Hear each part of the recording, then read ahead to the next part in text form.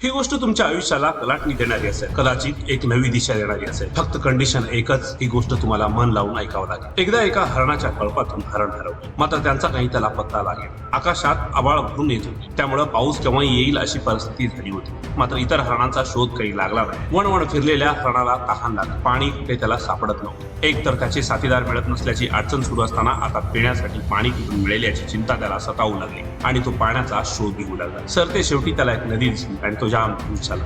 नदीच्या कडेला जाऊन पाण्याला तोंड लावणार तितक्यात त्याच्या उजव्या बाजूला नजर गेली तर बघतो एक शिकारी बाण त्या हरणावर ताणून धरलेला. हळूच हरणाने आपली नजर डाव्या बाजूला फिरवली तर झाडाझुडपात हरणाच्या शिकारीसाठी वाघ लपून बसलेला. आता तर त्या हरणाचे धाबे जाणार. काय करावं हे त्याला सुचेना. भिवून मागे बघतोय तर जंगलात हवा पेटलाय आणि तो हळूहळू नदीकडेच येतोय. पुढे जावं तर नदी, आता पाण्यापेक्षा जीव महत्वाचा. हरणाच्या पाचावर धरण बसलं. सगळीकडे त्याला आता फक्त मृत्यू आणि मृत्यू दिसत होतं. चारही बाजूने संकटाचा वेढा पडला होता. हरणानं थोडा विचार केला. आपलं मरण तर आता निश्चित आहे, मग मरता मरता आपण आपलं काम तरी करून घेऊ, पाणी पिऊन तरी मरू असा विचार करून पाणी प्यायला सुरुवात केलं. इतक्यात आभाळ दाटून आलेले असल्यामुळे पाऊस सुरू झाला. शांतपणे पाणी पिऊन झाल्यानंतर हरण डाव्या बाजूला उजव्या बाजूला बघतो तर काय सगळं बदललेलं.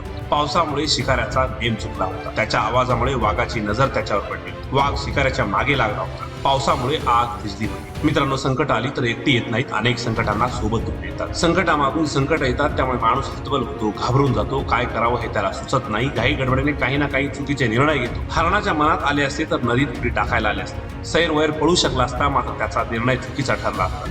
मात्र त्याने शांतपणे पाणी पिण्याचा निर्णय घेतला. आपल्या बाबतीत अनेक वेळा असंच घडतं. संकटाची मालिका आपल्यावर सुरू असते, त्यातून शांतपणे मार्ग काढण्याऐवजी आपण त्या संकटापासून दूर जाण्याचा प्रयत्न करतो आणि बसतो. संकट आपली काहीच करू शकत नाहीत आणि हा विशेष म्हणजे तुम्ही यशाच्या काही अंतरावर असताना अशा प्रकारच्या अडचणी येतात. येऊ द्यात. संकट आपली कौशल्य बाहेर काढायला येतात. अडचणी आपल्या क्षमता बाहेर काढायला येतात. कधी परिस्थिती चांगली नाही, पैसे नाहीत म्हणून अनेक जण घाबरून जातात, हतबल होतात. सगळं काही संपलंय म्हणून परिस्थितीसमोर गुडघे टेकवतात. मात्र मित्रांनो, लक्षात ठेवा, तुमची परिस्थिती ठीक नाही ना, तर तुम्हाला परिस्थिती ठीक करण्यासाठी मिळालेली उत्तम संधी आहे. तुम्ही गरीब असाल, काही हरकत नाही. तुम्हाला श्रीमंत होण्यासाठी मिळालेली ही उत्तम संधी आहे. मित्रांनो, संकट आले तर शांत बसा. न भीता, न घाबरता, द्विधा मनस्थिती न ठेवता त्यातून कसे बाहेर पडायचे याचा विचार करा. शांतपणे विचार केला तर अर्ध्या संकटांचा निपटारा. मित्रांनो, व्हिडिओ आवडला तर लाईक करा, शेअर करा, सबस्क्राईब करायला विसरू नका. धन्यवाद.